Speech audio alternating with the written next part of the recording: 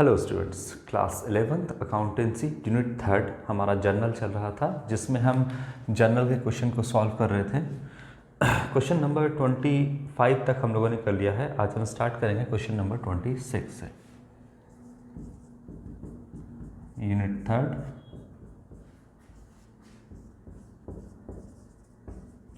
Journal entries.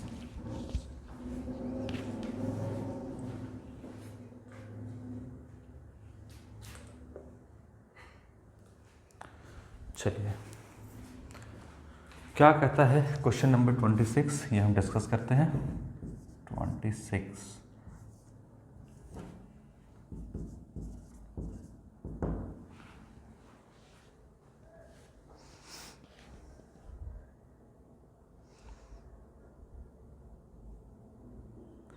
देखिए, कहता है आपका पहला है goods worth ₹500 where used by proprietor for domestic purpose.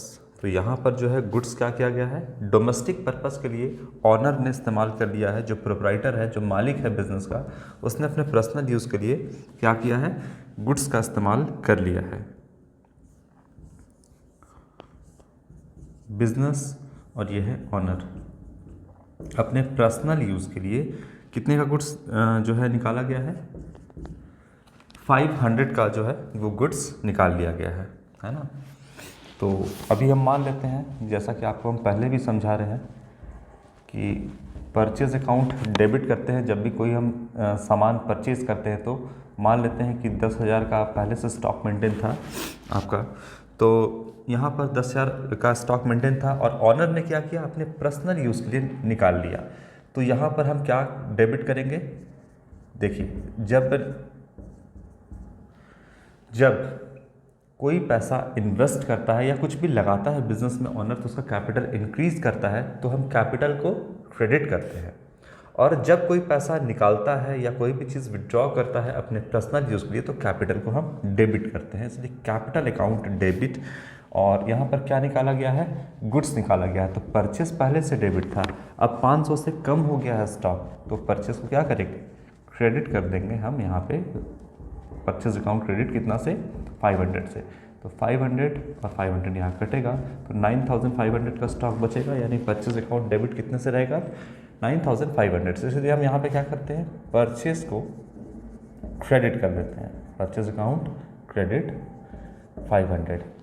अब अगर ये एंट्री को देखिएगा तो आपको थोड़ा सा कन्फ्यूज़न होगा कि कैपिटल टू परचेज का क्या मतलब हुआ। तो इसको साफ साफ समझने के लिए कि ऑनर ने ही विड्रॉ किया है, ऑनर अपने पर्सनल यूज़ के लिए 500 का निकाला है, इसीलिए बस इस कैपिटल की जगह पर हम, कैपिटल अकाउंट की जगह पे हम बस ड्राइंग्स लिखते हैं, ड्राइंग्स अकाउंट। एक्चुअली में ये कैपिटल ही है, ड्राइंग्स के पीछे क्या छिपा है, कैपिटल ही है, लेकिन हम इसको लिखते हैं ड्राइंग्स। अगर हम ड्राइंग्स टू परचेज लिखते हैं तो अब साफ साफ पता चल रहा है कि 500 रुपये का जो गुड्स है वो ऑनर ने विड्रॉ किया है अपने पर्सनल यूज़ के लिए।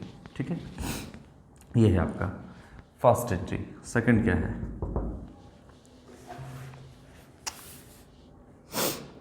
Goods uninsured worth ₹3,000 were destroyed by fire. Goods का कोई इंश्योरेंस नहीं था, 3,000 का सामान था आपका, है ना। यहाँ क्या था आपका, 3,000 रुपये का सामान था जो जल करके बर्बाद हो गया और उसका इंश्योरेंस भी नहीं था, यानी आप इंश्योरेंस क्लेम भी नहीं कर सकते हैं क्योंकि इंश्योरेंस था ही नहीं उसका।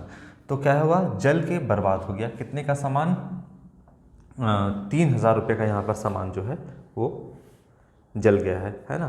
तो फिर से क्या करोगे, परचेज को क्रेडिट कर दोगे, कितना से, 3,000 रुपये से, 3,000 रुपीज़ से परचेस को आप क्रेडिट कर दोगे, है ना।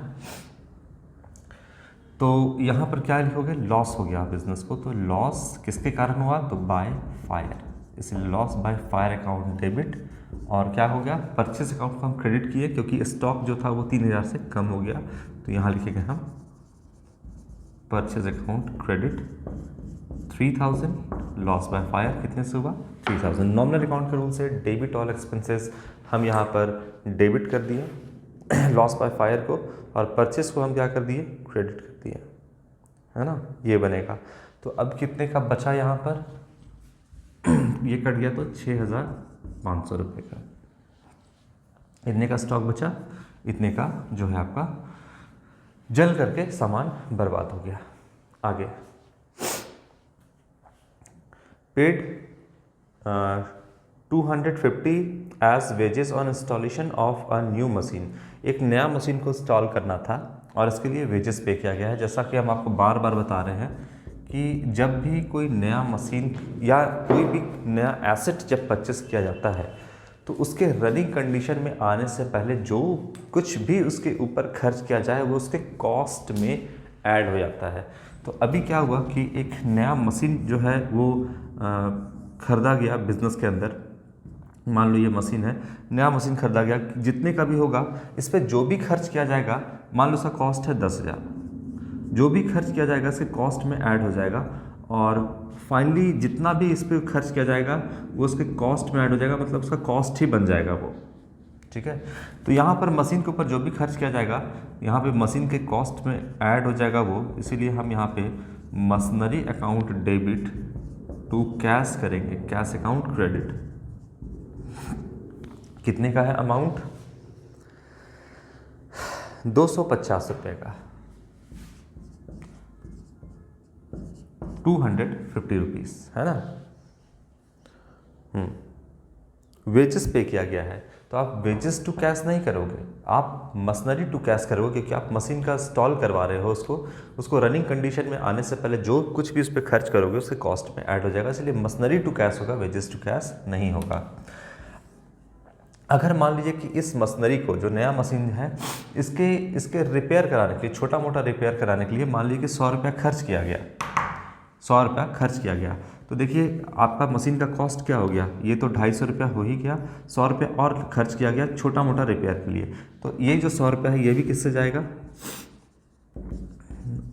Machinery account debit to cash account credit 100 rupees, ये जाएगा आपका मशीन के नाम से, है ना। मशीन के नाम से डेबिट होगा क्योंकि रनिंग कंडीशन में आने से पहले जो भी इस पर खर्च किया जाएगा उसके कॉस्ट में ऐड हो जाएगा। माफ़ करिएगा।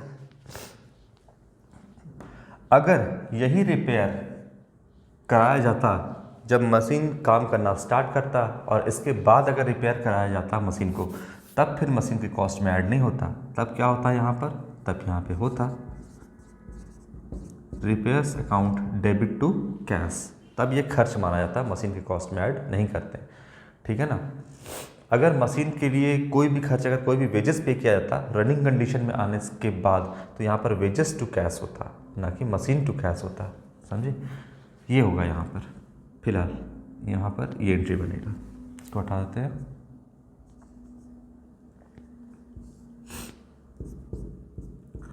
तो machinery account debit to cash, ये एंट्री पास होगा। इसके बाद क्या है? 26 number, charge depreciation eight 10% per annum on furniture costing 10,000 for 9 month. तो 10,000 रुपये का फर्नीचर है और इस पे कितने का डेप्रिसिएशन चार्ज करना है? 10% का। तो 1,000 रुपये होता है और इस पे कितने मंथ का है? तो 9 मंथ का होगा, जो कि आपका 750 रुपये होगा। एक फर्नीचर है बिजनेस में, फर्नीचर है और इस फर्नीचर का जो कॉस्ट है वो है आपका 10,000 और इस पर 10% के रेट से डेप्रिसिएशन चार्ज किया जाता है, जो कि होगा आपका 1,000। लेकिन कितने महीना ये मशीन जो फर्नीचर है कितने महीने के लिए डेप्रिसिएशन चार्ज करने बोला है? ओनली 9 मंथ के लिए, है ना। तो 9/12 ऑफ कर दोगे तो ये हो जाएगा 750 रुपये। तो जो फर्नीचर था वो कितने से डेप्रिसिएट कर गया? 750 रुपये से। तो डेप्रिसिएशन जो है वो बिजनेस के लिए एक्सपेंस होता है, इसलिए हम डेप्रिसिएशन अकाउंट को डेबिट करेंगे। कैश एक्सपेंस होता है, नॉन कैश एक्सपेंस होता है, 750 रुपये को हम डेबिट करेंगे। इससे क्या कोई कैश का आउटफ्लो हुआ बिजनेस से? नहीं, बल्कि एसेट का वैल्यू गिरा। जब एसेट का वैल्यू कम होता है तो क्रेडिट करते हैं, बढ़ता है तो डेबिट करते हैं, घटता है तो क्रेडिट करते हैं। तो यहाँ पे फर्नीचर एसेट है जिसका वैल्यू घट गया 750 रुपये से, इसलिए फर्नीचर को डेबिट क्रेडिट करेंगे। तो यहाँ पर depreciation account debit to furniture, ये एंट्री आपका पास होगा। ये था आपका क्वेश्चन नंबर 26। अब हम मूव करते हैं क्वेश्चन नंबर 27 की तरफ। इसे आप देख लो ठीक से।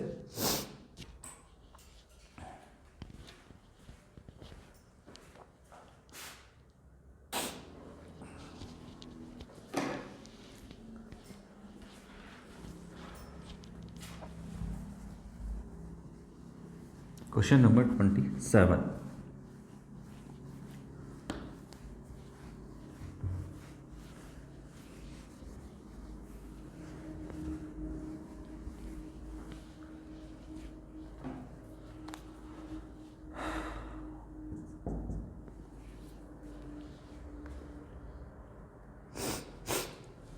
देखिए, पास जनरल एंट्रीज, छोटा छोटा क्वेश्चन दिया हुआ है, बहुत सारा इसमें क्वेश्चन दिया हुआ है। आप जहाँ तक आपको बनाने का मन आप बना लो। छोटा छोटा क्वेश्चन है तो आप सारा ही बना लो फटाफट एकदम। 27 started business with cash and goods. ठीक है, बार बार एक ही चीज़ कहता है। देखिए, started business with cash and goods,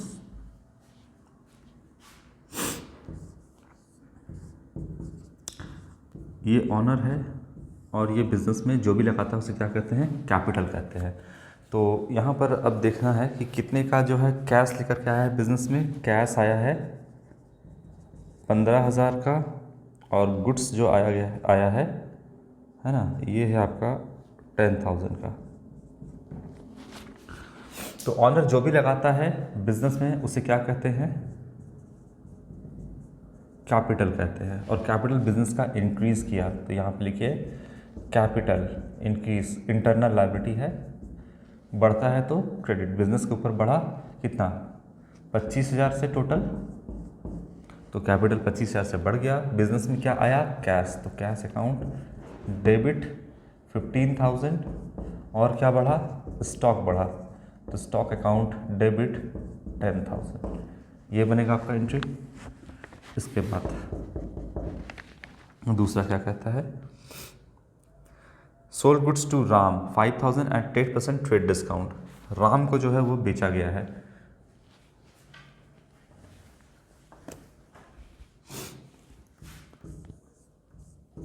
business ने राम को सामान बेचा है ना। तो कहीं भी नहीं लिखा हुआ है कैश में बेचा है, नाम दे दिया है राम का। तो ये क्रेडिट से आपका सेल है, Ram account debit to sales account, ये होगा आपका। ट्रेड डिस्काउंट का हम कोई भी अलग से जनरल एंट्री पास नहीं करते हैं। कितने का सामान है आपका, 5,000। 5,000 का 10% ट्रेड डिस्काउंट निकालिए तो कितना होगा, 500।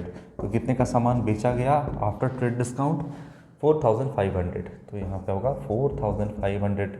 राम अकाउंट डेबिट 4,500 का सामान बेचा गया टू सेल्स अकाउंट 4,500। ये एंट्री बनेगा आपका। ट्रेड डिस्काउंट का अलग से कोई जनरल एंट्री पास नहीं करते हैं। Trade discount cash as well as credit transaction दोनों पर दिया जाता है। और क्यों दिया जाता है, क्योंकि जो खरीद करके ले जा रहा है वो बल्क में खरीद कर ले जाए, जिस भारी मात्रा में सामान खरीद कर ले जाए, इसलिए ट्रेड डिस्काउंट दिया जाता है। और कैश डिस्काउंट जो है वो प्रॉम्प्ट पेमेंट पे दिया जाता है। अगर राम सेलर के अकॉर्डिंग या कोई भी कस्टमर सेलर के अकॉर्डिंग पे कर दे तो कैश डिस्काउंट जो है वो मिल जाएगा। ट्रेड डिस्काउंट क्यों दिया जाता है, बल्क में सामान खरीदे, ज़्यादा भारी मात्रा में सामान खरीदे तो वो cash as well as credit transaction दोनों पे दिया जाता है। कैश डिस्काउंट प्रॉम्प्ट पेमेंट पे दिया जाता है सेलर के अकॉर्डिंग। अगर सेलर कहता है कि अभी पेमेंट कर दोगे तो कैश डिस्काउंट मिलेगा तो दे देगा कैश डिस्काउंट, अगर तुरंत पेमेंट करोगे तो। अगर कहता है कि 1 सप्ताह के अंदर आप करोगे अगर पेमेंट तो भी मिलेगा। सेलर कहता है 1 महीने के अंदर, अगर 1 महीने के अंदर कोई पे कर देता है पैसा तो भी इसको कैश डिस्काउंट मिलेगा। 1 महीना, 2 महीना, 5 महीना, सेलर जैसा कहे 1 साल का भी समय हो सकता है। कोई कोई ऐसा गुड्स होता है जिसका पेमेंट तुरंत करना पॉसिबल नहीं होता है, अमाउंट ज़्यादा रहता है तो तुरंत पेमेंट करना नहीं होता है आपका। तो इस केस में सेलर जैसा आपको कहेगा उसके अकॉर्डिंग अगर आप पेमेंट कर दोगे तो कैश डिस्काउंट मिलता है। लेकिन ट्रेड डिस्काउंट के लिए ऐसा कुछ भी नहीं है। Cash as well as credit transaction दोनों पर जो है यहाँ पे ट्रेड डिस्काउंट मिलता है। कोई भी सेलर का यही उद्देश्य होता है कि हम ज़्यादा से ज़्यादा सामान बेच दें, इसलिए वो एक ट्रेड डिस्काउंट देता है। इसके बाद थर्ड नंबर, गिव गुड्स है ना, यहाँ पे है give goods worth ₹1000 for charity. यहाँ पर बिजनेस ने क्या किया, चैरिटी के तौर पे कितने का गुड्स दे दिया, 1000 रुपये का। तो चैरिटी अकाउंट डेबिट करोगे आप, गुड्स दिया है तो आप क्या करोगे, परचेस को क्रेडिट करोगे क्योंकि स्टॉक कम हो गया,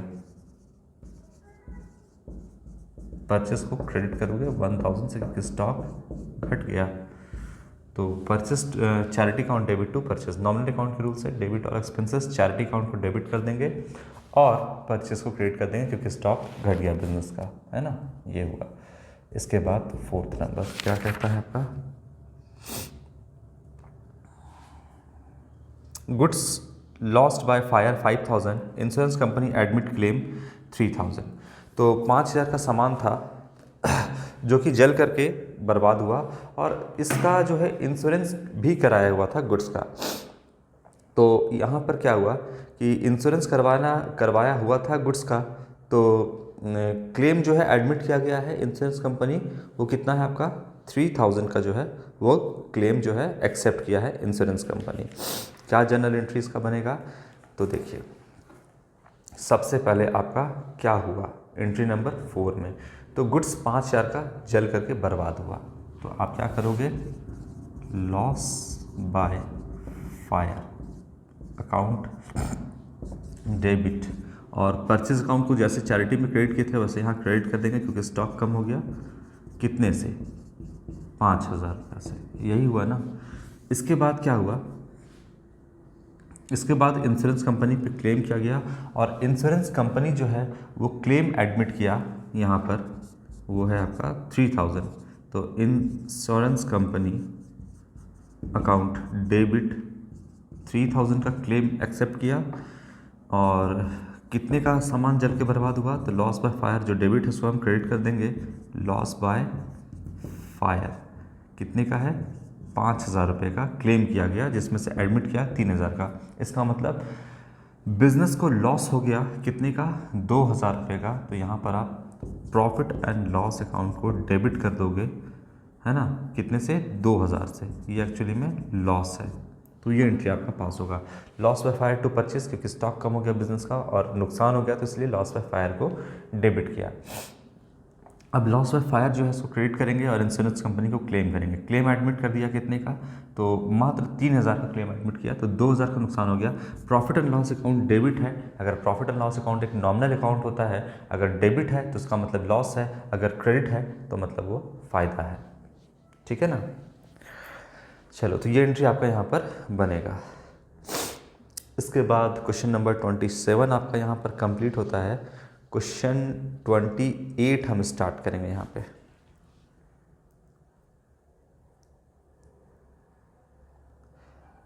चलिए, इसको आप देख लो पहले, उसके बाद हम लोग क्वेश्चन नंबर 28 को सॉल्व करेंगे।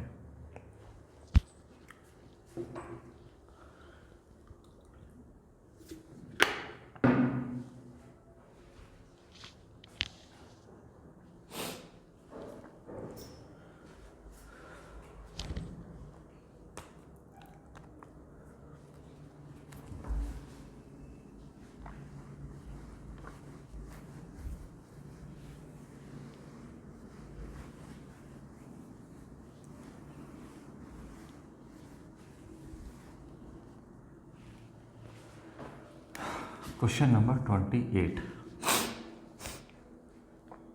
देखिए क्या कहता है।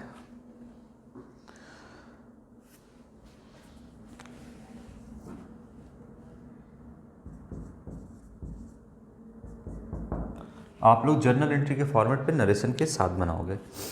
N employ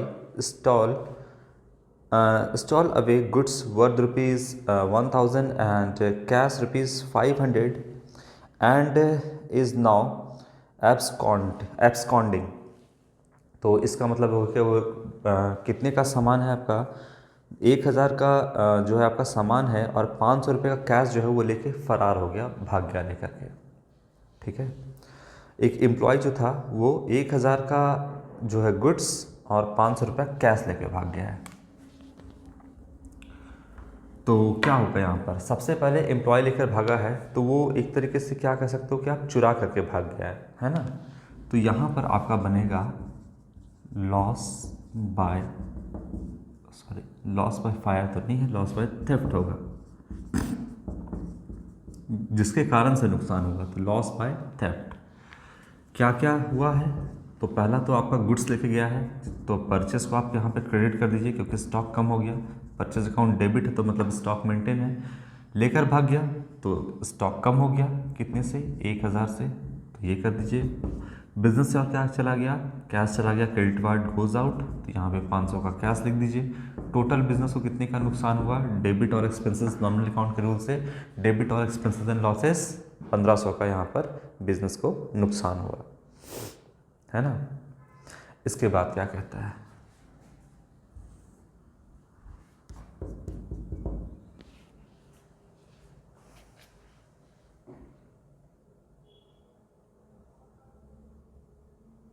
goods worth ₹20,000 were insured for ₹15,000. An annual insurance premium at 5% has been paid on them. ठीक है, यहाँ पर क्या है आपका कि जो गुड्स है बिजनेस के अंदर वो 20,000 रुपये का गुड्स है, लेकिन जो उसको इंश्योर्ड किया है वो 15,000 से ही है। देखिए ये बिजनेस है और बिजनेस में जो गुड्स है वो है कितने का, 20,000 रुपये का है, लेकिन इसके अगेंस्ट जो हमने इंश्योरेंस करवाया है वो मात्र 15,000 रुपये का ही इंश्योरेंस करवाया है ना। यानी अगर मान लीजिए कि पूरा का पूरा गुड्स जल के राख भी हो जाता है, जल करके या चोरी हो जाता है, और इंश्योरेंस कंपनी से आप क्लेम करिएगा तो मैक्सिमम क्लेम जो है इंश्योरेंस कंपनी आपको यानी कॉम्पनसेशन जो देगी वो मैक्सिमम 15,000 से ज़्यादा नहीं देगी। तो अगर मान लीजिए कि गुड्स डिस्ट्रॉय हो जाता है कंप्लीटली तो 15,000 मिलेगा, 5,000 बिजनेस को फिर भी नुकसान हो जाएगा। अब इस पे प्रीमियम कितना भरा जाता है, तो प्रीमियम जो है 15,000 जो आपका इंश्योरेंस कराया गया है इस पर कितना का प्रीमियम भरना है, तो प्रीमियम जो है वो 5% है, यानी इंश्योरेंस प्रीमियम, यहाँ पर इंश्योरेंस प्रीमियम अकाउंट को हम यहाँ पे डेबिट करेंगे, कितने से, तो 15,000 जो कि इंश्योरेंस है इसका कितना परसेंट है, 5%, तो ये हो जाएगा 750 रुपये का प्रीमियम, जो कि प्रीमियम पे करना बिजनेस के लिए जो है एक तरह से एक्सपेंस है, इसीलिए डेबिट और एक्सपेंसेस यहाँ पर 750 रुपये हम डेबिट करेंगे नॉमिनल अकाउंट के रूल से, और गया क्या बिजनेस से प्रीमियम के तौर पे कैश, तो कैश अकाउंट को क्रेडिट करेंगे हम 750 रुपये से, ये एंट्री बनेगा। तो आप जो है इतना जो ट्रांजेक्शन इतना बड़ा दिया हुआ है, बस इसका कंक्लूज़न यही है कि 20,000 रुपये का सामान था, गुड्स था, जिसको 15,000 से आपने इंश्योर्ड कराया था, और जो प्रीमियम पे करते हैं वो 5% है। तो कितने का कराया था ये तो बात बिजनेस की बात है कि 20,000 का था, 15,000 का इंश्योरेंस कराया गया, लेकिन जो प्रीमियम पे कर रहे हैं वो एक्चुअली बिजनेस के लिए एक्सपेंस है, तो insurance premium account debit to cash 750 रुपये, ये एंट्री बनेगा इस ट्रांजेक्शन का। इसके बाद ट्रांजेक्शन नंबर 3 है आपका, क्या कहता है,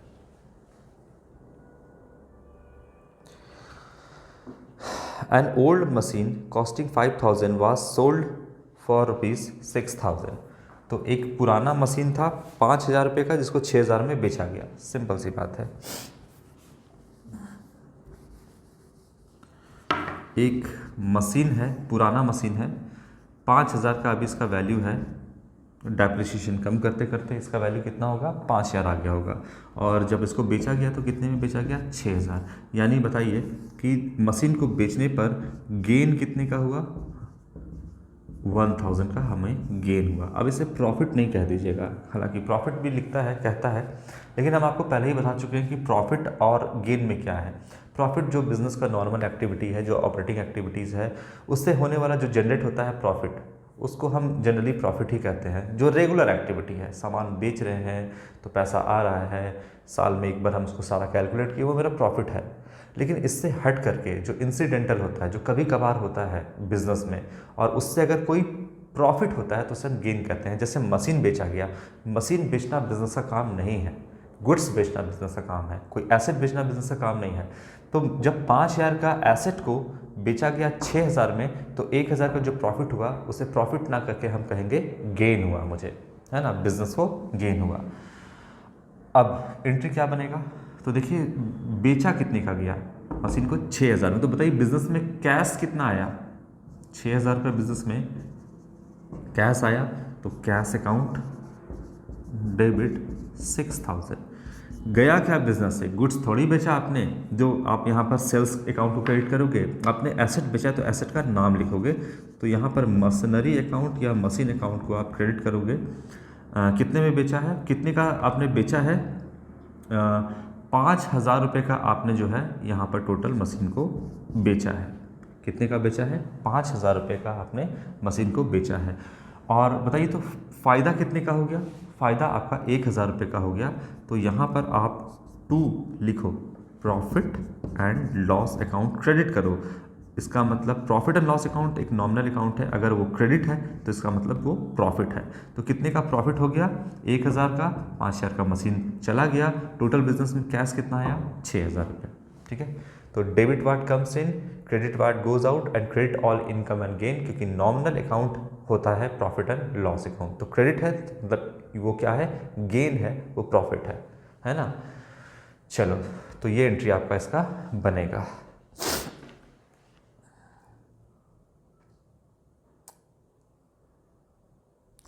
अगला क्या है, इसमें कहता है सोल्ड गुड्स कॉस्टिंग 1,000 टू दीप शिखा। तो दीप शिखा को 1,000 का सामान बेचा गया है। Issued invoice at 20% above cost less 10% trade discount.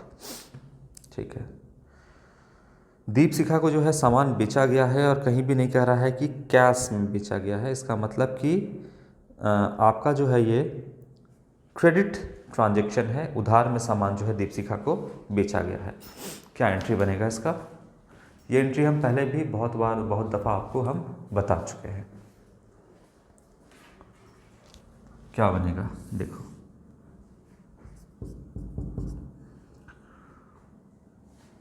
ये थोड़ा सा ऊपर लिखते हैं इसको,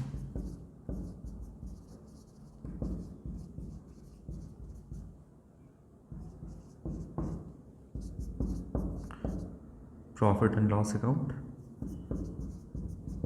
1,000।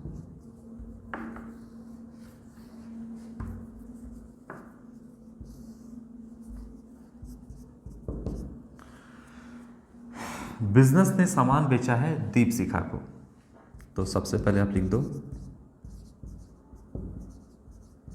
दीप शिखा, डेबिट करेंगे, डेबिट द रिसीवर, और क्या करेंगे, टू सेल्स अकाउंट क्रेडिट। अब कितने का है कैलकुलेशन कर लेते हैं। 1,000 का कॉस्टिंग लिखता है ना, कॉस्टिंग 1,000, 1,000 का सामान बेचा गया है, ये है आपका कॉस्ट प्राइस। कितने में बेचा गया है 1,000 को, तो प्रॉफिट पे बेचा गया है, और कितना परसेंट का है, 20% ना, 20% है, तो ये हो जाएगा आपका 200 रुपया, 1,000 प्लस 200 रुपया, ये हो गया 200 आपका। यहाँ पे प्रॉफिट लिख देते हैं, ये कॉस्ट और ये प्रॉफिट। तो टोटल जो सेलिंग प्राइस है वो हो गया आपका 1,200 रुपया, है ना, 1,200 का सेलिंग हो गया आपका। और क्या कहता है इसमें से, ट्रेड डिस्काउंट माइनस करना है, और ट्रेड डिस्काउंट कितना है आपका 10% आई थिंक, हाँ 10%।